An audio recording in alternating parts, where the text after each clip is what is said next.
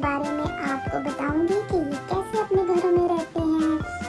तो जी ये आ गया है उल्लू। उल्लू रात सारी जागता है लेकिन ये दरख्तों के अंदर रहते हैं छुपकर। एलिफेंट। एलिफेंट के बारे में तो आप सब जानते हैं, ये तो बहुत बड़ा जानवर है। ये ज्यादातर जंगलों में रहते हैं। मछली। मछली जल की रानी है, जीवन इसका पानी है। आप समझ गए होंगे मछली सिर्फ पानी में रहती है। पेंगुइन।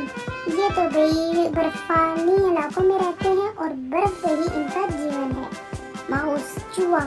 ओहो भाई, इससे तो सब बच्चे बहुत डरते हैं। ये घरों में सुराखों में रहते हैं।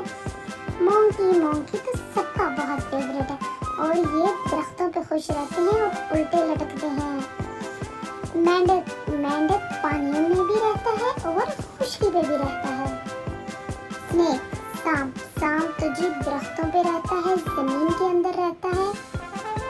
रैबिट। रैबिट, ये देखिए आप पिक्चर में, रैबिट अपने जमीन के अंदर बड़े बड़े घर बनाकर उसमें रहते हैं। डक। डक पानी में भी बहुत शौक से रहती है और बतख जमीन पर भी खुशी से रहती है।